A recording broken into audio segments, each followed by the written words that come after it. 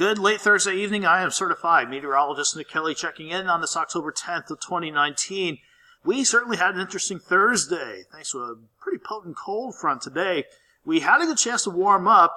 Then we had to deal with not only one, but two rounds of thunderstorms. Now behind the front, we're going to see another trick up its sleeve and give us a taste of early winter as we get this weekend underway. Let's start with where we've been throughout the course of the day, though. From Indigo Sky, just outside of Seneca, Missouri, we had some thunderstorms to start the day out with plenty of cloud cover, but with pockets of sun, we were able to see temperatures rebound before the afternoon and evening. Chances for rain and thunderstorms ramped up across the area, a good portion of the area at least.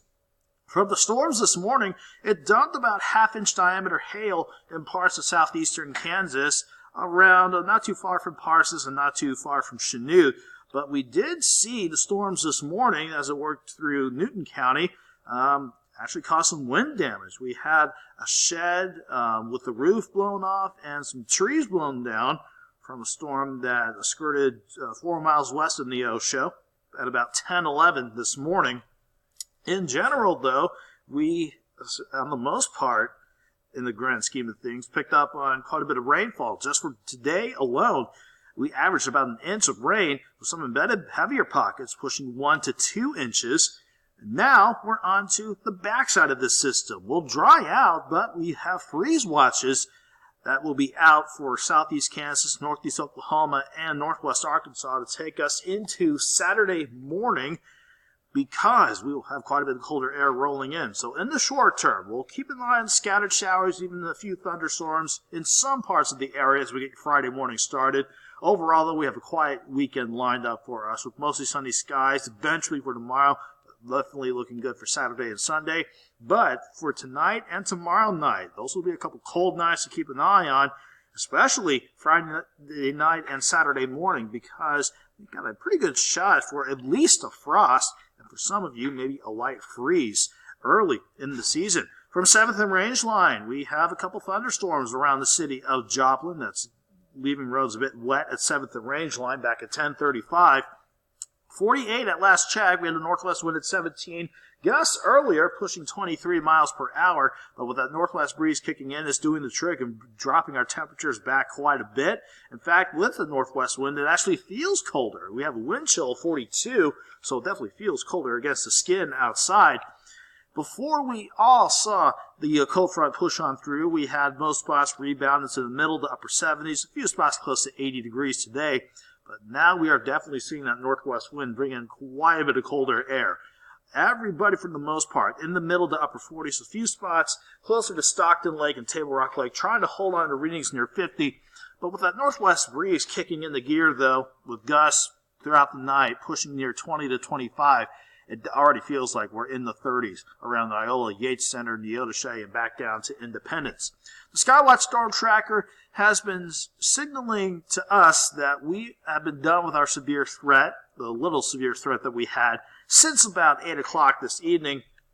Now, that doesn't change the fact that with that cold front still nearby, even though it's working through central Missouri and northwestern Arkansas, it's still close enough that it is creating a corridor of showers and thunderstorms along and south of I-44. That's going to be the best chance for additional rain as we head through the night, where the air is definitely cold enough with wind-wing moisture behind the front. That's resulting in a little bit of snow out in central and western parts of Kansas. Thankfully, we don't have to worry about the snow from that part of the Sunflower State, but definitely quite a bit of colder air working in. Big colder air up in the Dakotas to actually cause some blizzard warnings because of heavy snow expected up that way, with a good northwesterly wind behind that, certainly meeting blizzard warning criteria. All of this from one storm system. This cold front in particular, out ahead of it, that's where the strongest severe thunderstorms will be for the rest of the night, while snow is on the backside of this. But the snow, we won't have to worry about that. It's just the taste of early winter or the colder air. That's what we'll have to put up with for the next few days, especially tonight as overnight lows drop back mainly into the upper 30s to about 40 degrees. The future tracker being a little bit bullish about how cold it will get tonight. I don't think it'll go back to the mid-30s, so let's say upper 30s to near 40. It has the right idea about the rest of Friday, though. After we start mostly cloudy with some showers, even a few thunderstorms in the morning, we will trend mostly sunny and back near 50 degrees. So we will warm up somewhat after our cold start in the morning, but we're talking about highs tomorrow running 20, if not 25 to 30 degrees colder than where we were today. So 39 to start, 46 by noon, afternoon highs right around 50 degrees.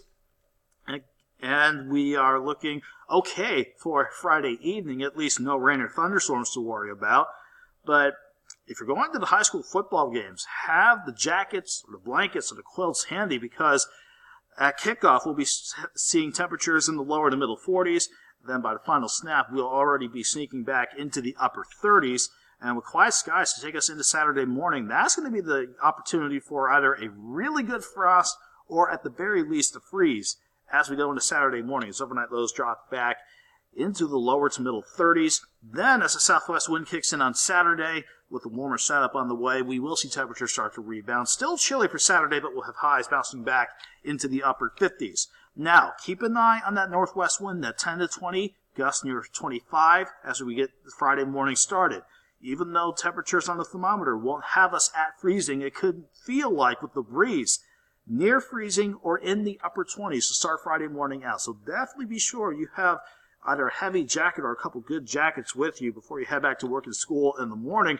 As we warm up throughout the day, though, it will feel like we're near 50 degrees. And even though we lighten up on the breeze as we head into Friday night and Saturday morning as temperatures near freezing, at that point, it doesn't take much of a breeze to make it feel colder. So even though we'll be close to freezing by Saturday morning, it'll feel like we're in the 20s to start Saturday morning out. Then we'll see 59 on Saturday afternoon, 66 Sunday afternoon, with both days mostly sunny. Then we'll see our next chance for rain and thunderstorms with our next system on Monday and Tuesday. Highs in the lower to middle 70s. Behind that system, a quick drop to 61 on Wednesday. Then we'll be rebounding back to 71 as we head toward Thursday. So a good weekend lined up for us. We just need to bundle up for the next few nights because it will be cold.